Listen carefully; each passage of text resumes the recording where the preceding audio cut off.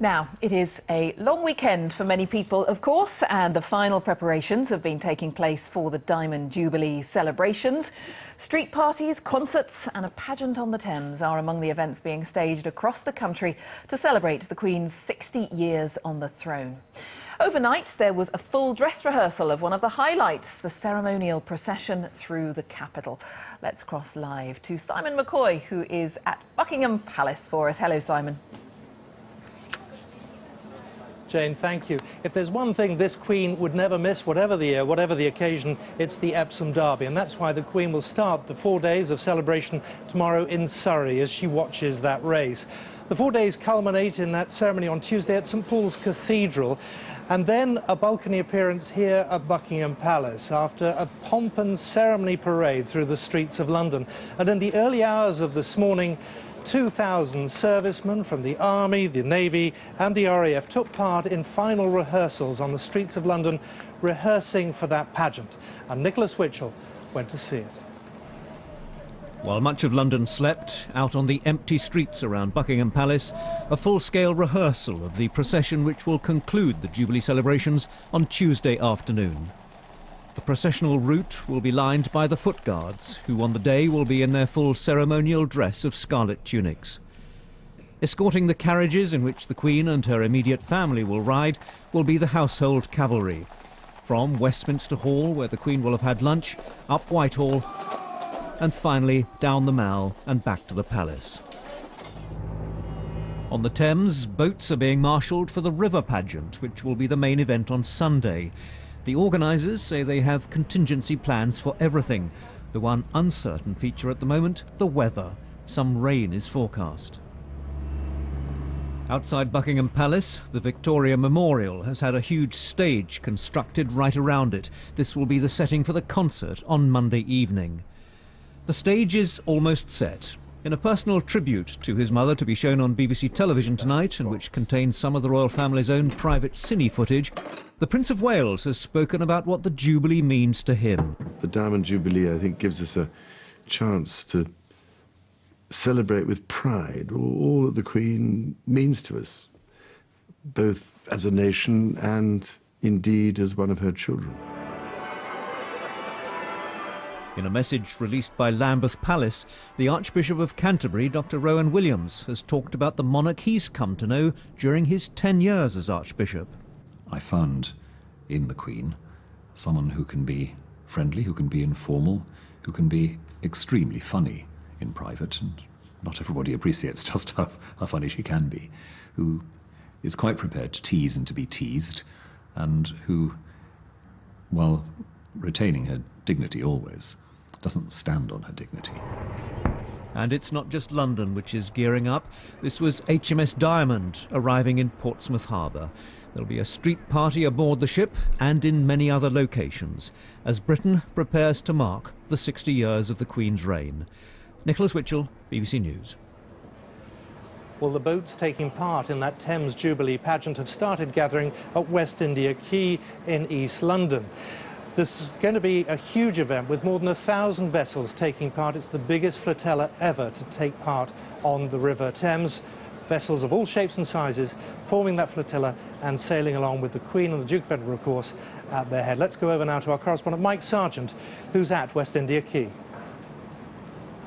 Yes, Simon, well, motorboats have been gathering from all over the country. We've got Dunkirk, little ships, other historic boats, military craft, river barges and pleasure vessels. They've all come here ahead of the big pageant on Sunday. And what's happening today is the Port of London Authority and the Maritime Coast Guard Agency are checking the boats over, making sure they've got the right paperwork, they've got the right safety equipment, they can fit under all the bridges, they're generally ship-shape and ready for the Thames. And once they've got the sign-off from the authorities, the boats are going to make their way from here upriver to between Hammersmith and Putney Bridges, and there they're going to pick up their moorings so they're ready to join the flotilla on Sunday. The Port of London Authority has been planning this event for a year and a half. It's a very complicated operation, and they say they can't guarantee there won't be any collisions between vessels on the day itself, but they're trying to choreograph it all as carefully and as safely as possible. Well, up to 6 million people around the country are holding street parties, expected to turn up and celebrate alongside the Queen this 60th Diamond Jubilee. If you've got your bunting and you know how you're celebrating at home, but are still thinking of heading up to London maybe, or to see what events are taking part, Louisa Baldini has been looking ahead to what this weekend holds. It's taken months of preparations, but finally the Diamond Jubilee Bank Holiday weekend is here. It starts tomorrow, Saturday the 2nd of June, with the Epsom Derby. A day at the races is one of the Queen's favourite pastimes. So what better way to spend the anniversary of her coronation? On Sunday, people are being encouraged to get together and tuck into a big Jubilee lunch, while the Queen's the guest of honour at a spectacular river pageant. 1,000 boats in a flotilla stretching 7 miles will sail down the Thames, led by this barge of floating bells. The Queen embarks just before 2:30 at Cadogan Pier in Chelsea and joins the flotilla, leaving at 3, passing under Chelsea Bridge, sailing past MI6, the Palace of Westminster, the London Eye, ending up at Tower Bridge just over an hour later. This really is a once-in-a-lifetime event. It hasn't happened for 350 years. It probably won't happen for another 350 years. It's drawing people from all over the world, everyone converging on the River Thames for this magical occasion. On Monday, the 4th of June, 10,000 ballot winners will be treated to a picnic at Buckingham Palace before attending the Diamond Jubilee concert. There'll also be the lighting of over 4,000 beacons. This is what the concert's expected to look like. Just in front of Buckingham Palace, it will be a star-studded affair with, among others, Elton John, Tom Jones, JLS and Jessie J taking part. Celebrations on Tuesday the 5th of June are more ceremonial. A Thanksgiving service at St Paul's, followed by a carriage procession, a balcony appearance and a flypast. That is the moment when the Queen comes out onto the balcony to be greeted by her people, as she has done on so many occasions. You know, one thinks back to the coronation when she stood there wearing her imperial state crown, and there she is, 60 years later, still on the balcony, and that's just amazing, fantastic, and I'm sure she'll be very, very moved by it. But the celebrations aren't over yet. The Queen has the rest of her Diamond Jubilee tour of the country to look forward to. Louisa Baldini, BBC News. Well, there were 5,000 pairs of Diamond Jubilee concert tickets made available through ballot. Let's just show you where the lucky people were going to be sitting on Monday evening as they watched the stage on what was once now the Queen Victoria Memorial and is now a rather spectacular concert venue. And as Louisa was saying, some stars taking part, including Shirley Bassey, Jules Holland, Jessie J, JLS, Elton John and Tom Jones, to name but a few. A couple of surprises are promised during that concert.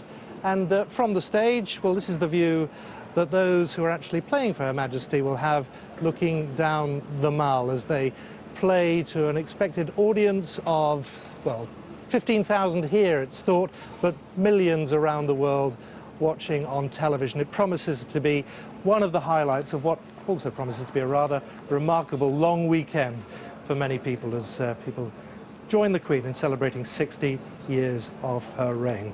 From Buckingham Palace, back to you, Joan. Simon, thanks very much. The bunting is out and final preparations are underway for a weekend of events to mark the Queen's Diamond Jubilee. A full dress rehearsal of the procession to Buckingham Palace took place this morning. The captains and crew of boats taking part in Sunday's pageant have been briefed. And across the UK, people have been making final preparations for street parties that will celebrate the Queen's 60-year reign. Our royal correspondent Nick Witchell is at Buckingham Palace for us. Nick. Yes, over there, the Victoria Memorial, as I think we can safely say, it has never been seen before. And what would that statuesque figure of Queen Victoria make of all of this? I imagine she would be rather tickled at the thought of her great-great-granddaughter doing what she did, and that's achieving a Diamond Jubilee. So the stage, quite literally, is set. Final preparations are underway. Final rehearsals began early this morning. While much of London slept, in the empty streets between Parliament and the Palace, a full-scale rehearsal of the procession which will conclude the Jubilee celebrations on Tuesday afternoon.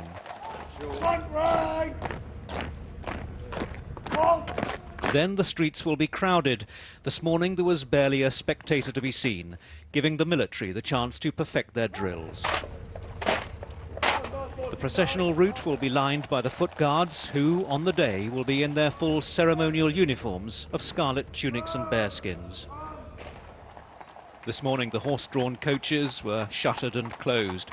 On Tuesday they will bring the Queen and the immediate members of her family from a Jubilee lunch at Westminster Hall, and then, escorted by the household cavalry, they'll make their way up Whitehall and along the Mall and back to Buckingham Palace.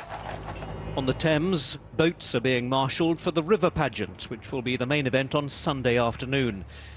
The organisers say they have contingency plans for everything.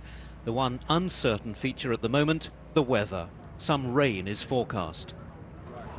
Outside Buckingham Palace, around the Victoria Memorial, a huge stage has been constructed. This will be the setting for Monday night's concert, which will be attended by the Queen and 10,000 guests who receive tickets in the public ballot.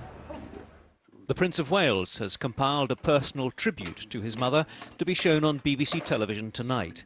It makes use of some of the Queen's own private cine footage. This was Charles and his sister Anne on a Norfolk beach in 1957. The Prince has spoken about what the Jubilee means to him.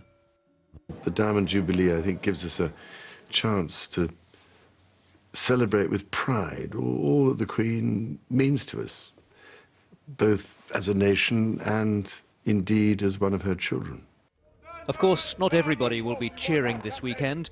Republicans believe the Jubilee is misconceived. 60 years on the throne is not an achievement. It's a job for life with no scrutiny and no accountability. You know, it's simple mathematics. If you're given a job for life at 25 and now you're 85, 86, you've done it for 60 years, you know. But that is the minority view. All the evidence suggests that as Britain prepares to mark the Jubilee, this was HMS Diamond in Portsmouth today, the country remains overwhelmingly supportive of the institution and grateful to the individual.